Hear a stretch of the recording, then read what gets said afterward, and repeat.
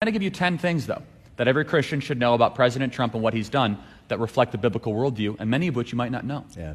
So we'll start with number one. Most pro-life president in American history, right? First president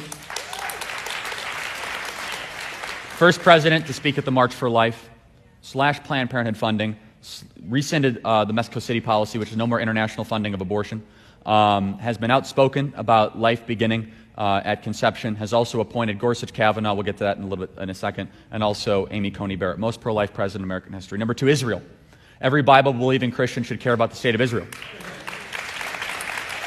President Trump has just signed one of the most unbelievable, miraculous peace deals in the history of geopolitics between Israel and the UAE. Now, you might hate him, but you got to love this deal. You might not like his style, but you better love this deal because he has brought the Emiratis and the Arab world to the table, and they've signed a peace deal with God's chosen people, which we are told in the Word of God is the Jews, the state of Israel. Moved the embassy to Jerusalem, recognized Golan Heights, kept the Palestinian Authority in check, rescinded the Iran deal, and finally, for the first time in a couple decades, we now have the most peaceful atmosphere between the state of Israel and the Arab world, which was told to be impossible. It's something worthy of applauding. Number three, judges. We have a whole book about judges, don't we? We believe that fair and correct interpretation of the law is a biblical principle. Not what you want it to say, not what you think it should say, but what does the law say? We find that in the Bible, right? 200 circuit court judges, the most ever since George Washington, has been confirmed to the federal bench under President Donald Trump. Many of these people are God-fearing. Many of these people will defend life, and they do defend the right for religious liberty and for Christians to assemble. Also, Gorsuch Kavanaugh, and a third, the trifecta, Amy Coney Barrett, that will contest for first principles and, yes, the fight for life. Fourth thing, we believe in second chances, right? That's part of the whole idea of redemption. President Donald Trump signed the most historic and transformative prison reform in our country's history, called the First Step Act. A lot of people don't know this happened, but it wasn't the Democrats, it wasn't Barack Obama. He signed the First Step Act a year and a half ago saying people that have these very long life sentences, not life sentence, but multi-decade sentences, and they've proven good behavior, good credit system. They've earned the goodwill of the prison guards. And it's obvious that they are ready for re-entry. There should be a way to do that. 1,800 prisoners that were never given a second chance at life have been successfully re-entered into society using the First Step Act under President Trump, many of whom are black and brown people in our country. Right. That's President Trump. Many people don't know that. Fifth thing, we love our veterans and those people that have served in our military, and we should. It's the ultimate sacrifice to bleed and to die for America. President Trump signed the VA Accountability Act to give better health care to our veterans. 40 years they talked about it. He finally delivered it. It was historic, being able to fire bad people at the Veterans Affairs, and finally the delivery of care is going up tremendously. Number six, the Right to Try Act.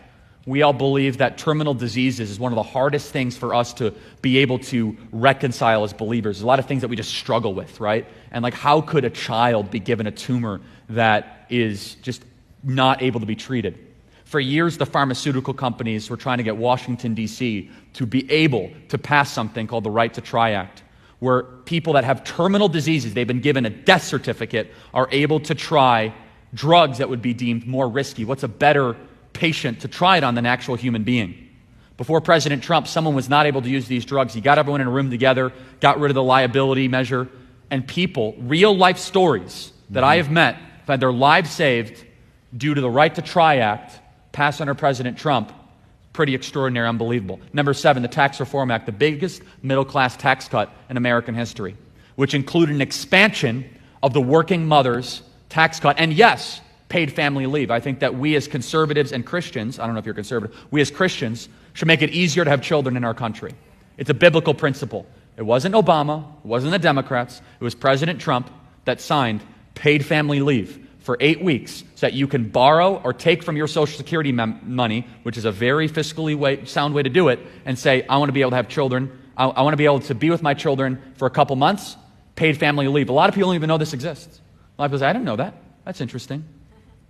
Number eight, probably one of the least appreciated things that happens on the landscape, but President Trump has reasserted American sovereignty. For decades, we have eroded America's role in the world, kowtowing to internationalist organizations such as NATO, such as the United Nations, such as the World Trade Organization, and basically eroding America's role in the world. Retreating from those and reasserting first principles in the Constitution has resulted in a lot of these sinister and secular internationalist and globalist forces being confounded, that all of a sudden America makes choices for America. Number 9, prior to the shutdown, we experienced the greatest economy in world history. You might say, I don't care about finances. Well, you might care about this. 6 million black people got off food stamps and into meaningful work under President Trump. That's a good thing. Off of government assistance, onto self-reliance. Beautiful. That all of a sudden that they didn't have to look for government for their next paycheck, but they had a paycheck or for some form of government or financial assistance. And the 10th thing, I should say, 10 things that Christians should care about is, of course, he has gone out of his way to surround himself with people of faith. He's unapologetic to speak at churches. He serves with an outspoken man of faith, Mike Pence. He has people pray over him every single day.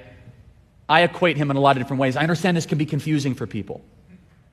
How can a 3 times married, twice divorced playboy from New York, though some side says things you're like, I don't like that, be the most pro-life president, surround himself with people of faith, stand with Israel? How does that work? Well, of course God is going to work in a way that confuses you. That's called Samson, Cyrus, King David. I mean, like, let's just get used to this, right? And I will say this. Let's use the Samson example. He's my favorite. I can't go to your children's ministry right next door and teach the story of Samson without some sort of edits. God came to Samson twice while he was with a prostitute. I'll just stop there, okay? Samson contested for truth. And eventually God came to him in the later form of his life, and he earned a part in the hall of faith that we all know in Hebrews. So this idea that, like, he's a bad guy, I don't like him, so what is he contending for? He's contending for the rights of the unborn, for Israel. He's contending against child sex trafficking, which would be a nice 11th on that list, doing more to end the scourge of child sex trafficking in our country than any other president in our history. $100 million just got reallocated to ending child sex trafficking on our southern border. So look, I get it. As Christians, it might be a very blunt thing, and I'm not trying to turn this into a political rally, but understand those are 11 very clear differences right there. And I'm not saying that puzzle piece should fit perfectly, but does it fit better? Does that align better with your worldview, with what you want to see that happens right in the world? I think he gets so misportrayed in our media. I think he gets so misrepresented. And this is a man that has just been persecuted and assailed and is now obviously going through a health trial that none of us would have possibly expected. And so he's my friend. I'm honored to call him a friend. And I'm also able to say that this man has done more for the priority list of evangelicals or for Christians, more so than any other president in my lifetime. That's true. That's true.